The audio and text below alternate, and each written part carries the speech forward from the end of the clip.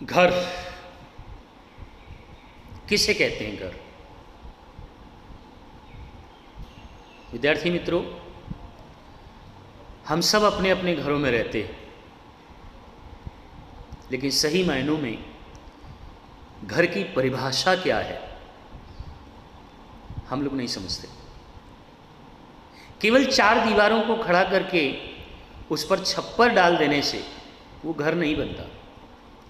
ईंट, सीमेंट, रेती, कंक्रीट, इन सब का उपयोग करके एक मजबूत दीवार खड़ी करना और उस दीवार को ढक देना, वो घर नहीं। वो मकान हो सकता है, घर नहीं हो सकता। क्योंकि घर बनता है व्यक्तियों से। घर बनता है व्यक्तियों के संबंध से। घर बनता है संबंध की भावनाओं से, और घर बनता है उन भावनाओं से जुड़ी स्मृतियों से, और घर बनता है उन स्मृतियों की सुखपूर्ण क्षणों से। जी हाँ, हम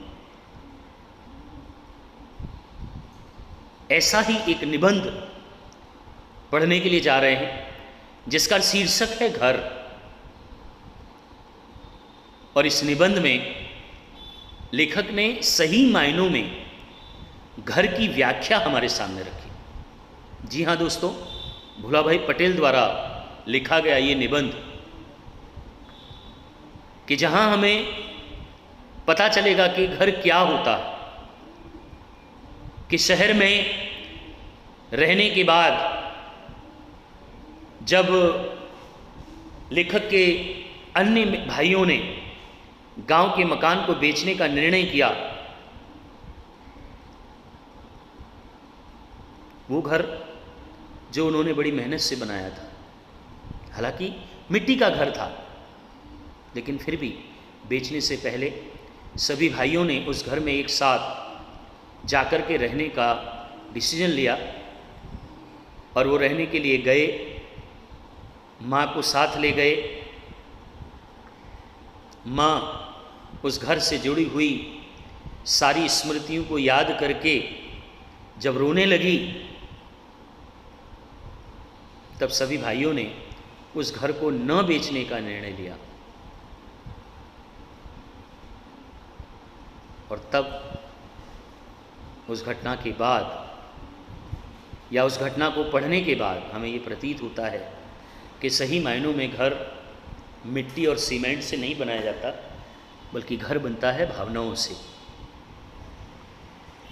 तो ये जो निबंध है, इस निबंध को पढ़ते हुए हम लोगों को विषय वस्तु केवल इतनी याद रखनी है कि लेखक और उसके भाई जो हैं वो शहर में रहते हैं, स्थायी हो गए हैं, और स्थायी होने के कारण वो गांव का जो पुराना घर है उसको बेच देने का निर्णय करते हैं।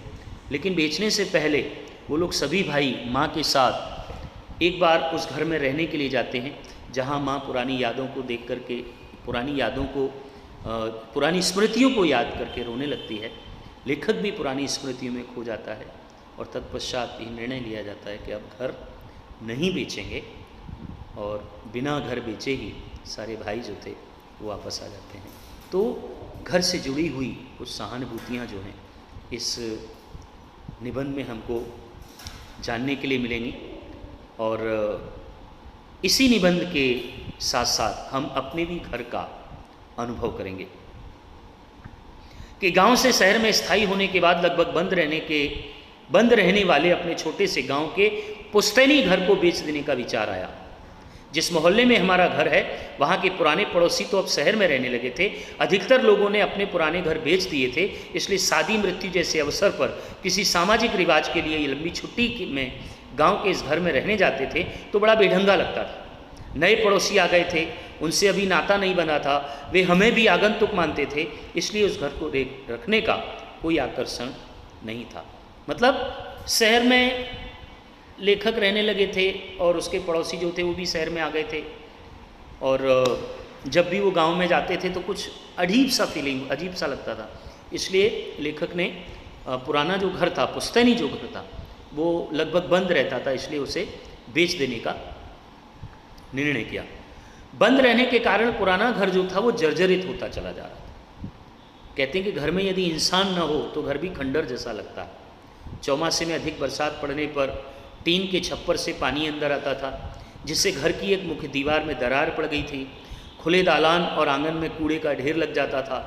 इसलिए बूढ़ी माँ की अनुमति लेकर, याद रखना, बूढ़ी माँ की अनुमति लेकर घर बेचने का विचार पक्का किया।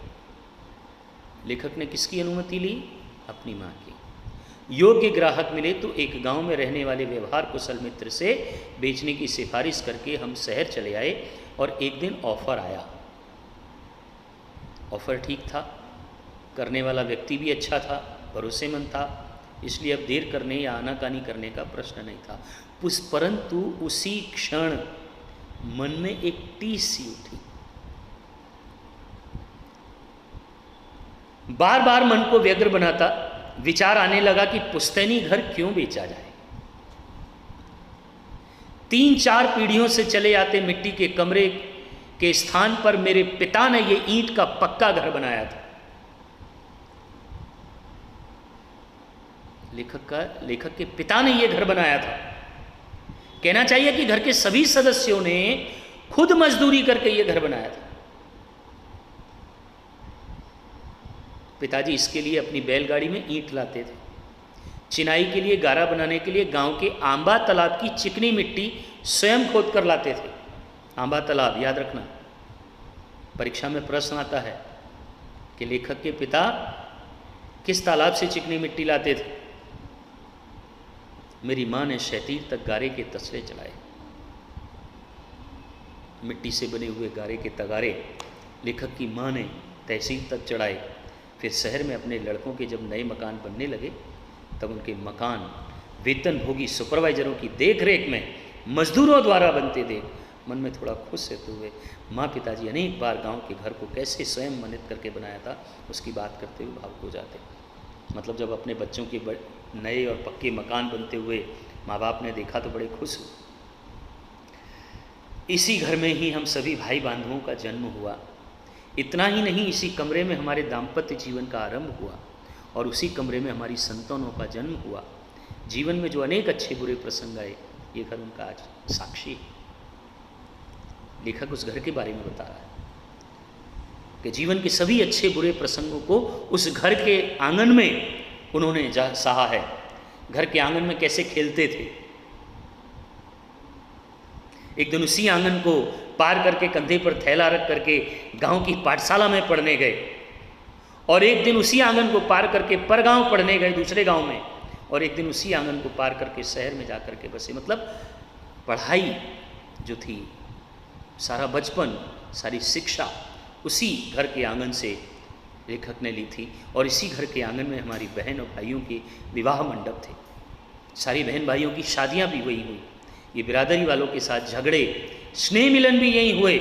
पड़ोसियों के साथ ऊंची आवाज़ में बोला चाली, जाड़ों में अलाव के पास बैठ करके विश्रम्भ कथाएं, मतलब कहानियाँ इसी आंगन में हमने सुनी थी। और इसी आंगन में हमारे परिवार के कुछ सदस्य भैंस, पड़िया, बैल, बछड़े, यानी इंसान के साथ साथ पशुओं का भी जीवन इसी आंगन में व्यतीत हुआ। इसी घर के दालान में मेरी शादी हुई। इसी घर के दालान में मेरी दादी और फिर दादा की मृत्यु के समय गोबर से लीप कर उन्हें सुलाकर पूजाएं हुई थी। अच्छे नहीं बुरे प्रसंग का भी ये घर साक्षी है।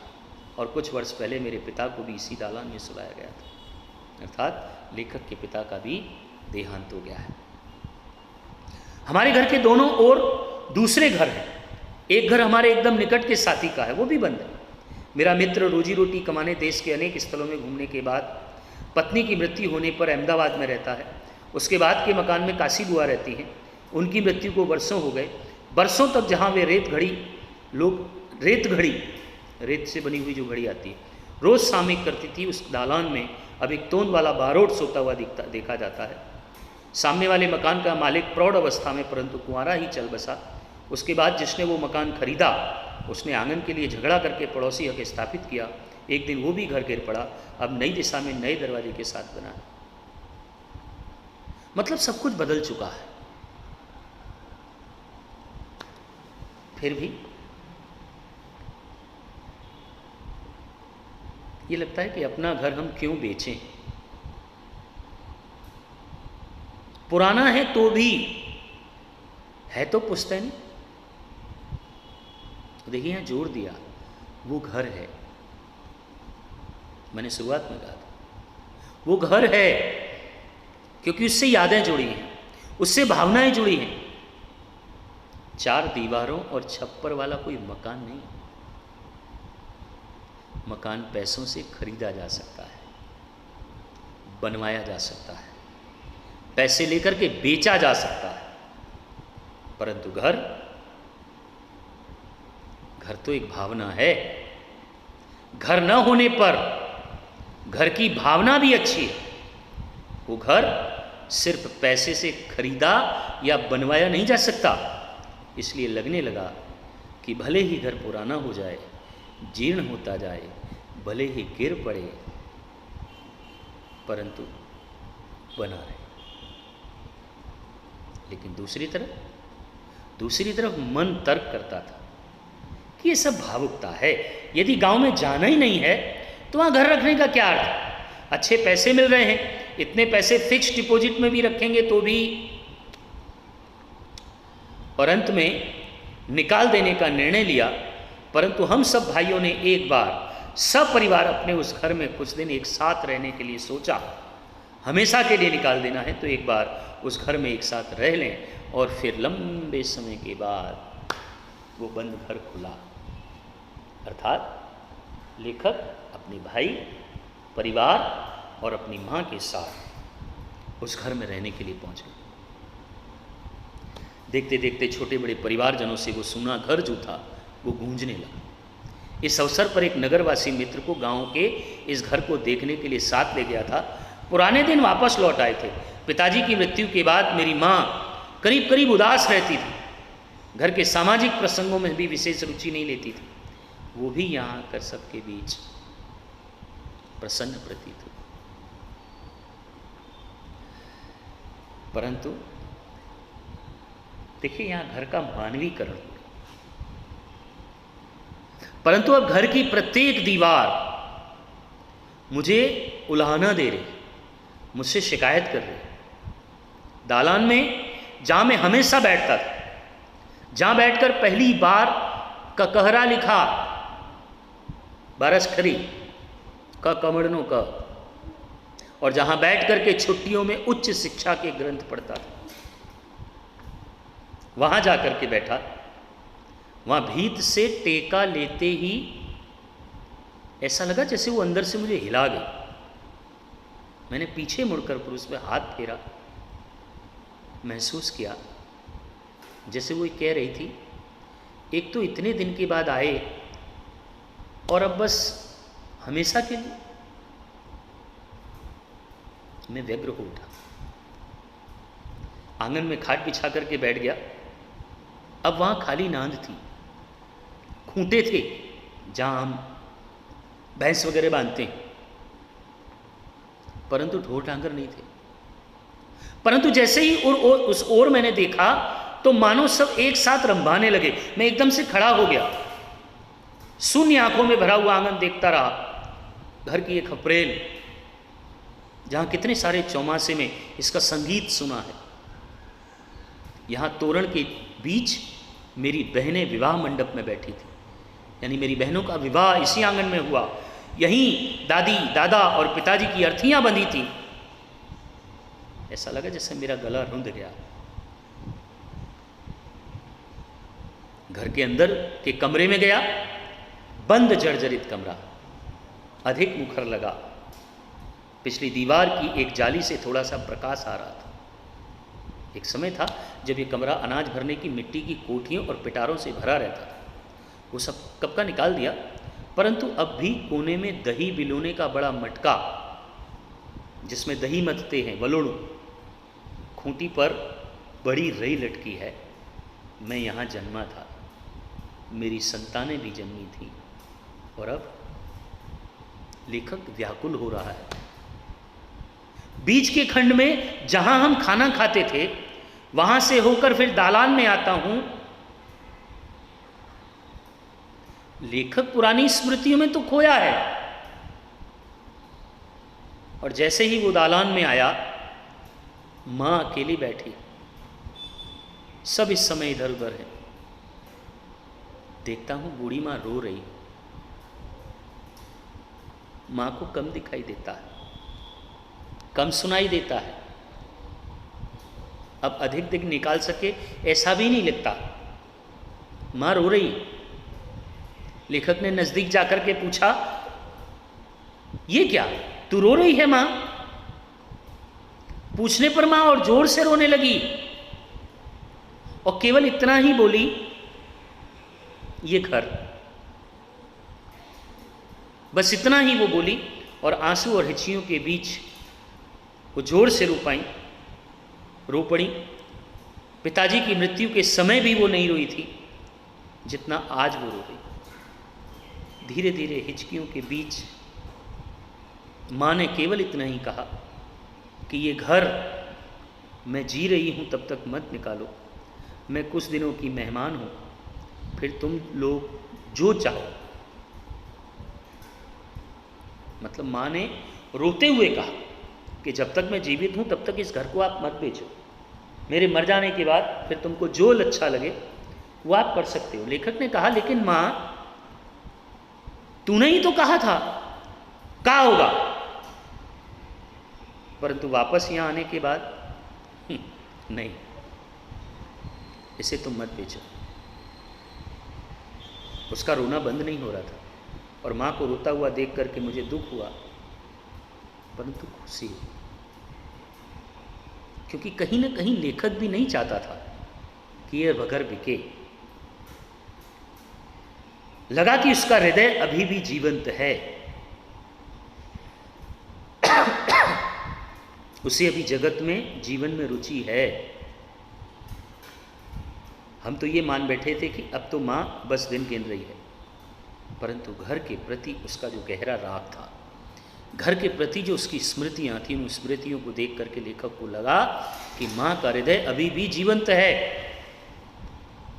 घर निकाल देने की बात को लेकर मेरे मन में भी अंदर ही अंदर अपराध बोध तो था, परंतु अब तो एक प्रकार की तीव्र कसक हो उठी कि जब तक माँ है तब तक इस घर को नहीं बेचना है। घर को सभी की सहमति से बेचने का निर्णय लिया था, इकरारनामा भी हो चुका था, लेकिन उस दिन से प्रत्येक सदस्य घर की बात निकलते ही मौन हो जाता था। और इतने में छोटा भाई मकान खरीदने वाले के साथ आया। घर के अन्य सदस्य भी इकट्ठे हो गए, माँ के आसपास बैठ गए, माँ को समझाने का प्रयत्न करने लगे, हम अधिक सुविधा वाला नया मकान इसी गांव में बनाएंगे, इसी घर के पैसों से, तुम कहोगी वैसा। माँ ने कहा, मैंने इस घर की सहतीर तक ईंट चढ़ाई, तुम्हारे पिता ने कितनी उमंग से ये मकान घर बनाया है, इसलिए मेरे जाने के बाद भगवान करे तुम लोग महल बनाओ, परंतु ये घर तो। छोटा भाई भी समझ गया, सब लोग समझ गए, और छोटा भाई समय की नजाकत समझ गया और उसने मकान खरीदने वाले से कहा, याद रखना कि छोटे भाई ने मकान खरीदने वाले से क्या कहा कि भाई कुछ समय रुक जाओ, ये घर देंगे तब तुमको ही देंगे, पर कुछ समय के लिए रुको। मैंने देखा कि हम सबकी छाती पर से पत्थर सा हट गया। बरसात के बाद खुले आकाश जैसा माँ का मुंह देखकर, माँ का प्रसन्न चित्त मुंह देख करके मानो जर्जरित घर हंस पड़ा और अदृष्ट ग्रह देवता की प्रसन्नता का स्पर्श सभी को हुआ। अर्थात घर बेचने का जो निर्णय था वो बदल दिया गया। तो घर में रहने के बाद घर की भावनाओं से जब लोग जुड़े तो उस घर को बेचने का निर्णय बदल दिया गया। देखिए जल्दी से हम लोग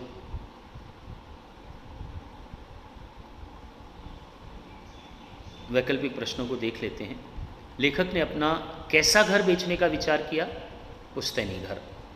बंद रहने के कारण पुराना घर कैसा होता जा रहा था? जर्जरित होता जा रहा था। लेखक के पिताजी घर बनाने के लिए कहाँ से चिकनी मिट्टी लाते थे? यस, अंबा तालाब से। लेखक की माँ क्यों रोने लगी? घर बेचने के कारण। एक एक वाक्य की प्रश्न देख जाइए। लेखक का पुश्तैनी घर क्यों बंद रहता था?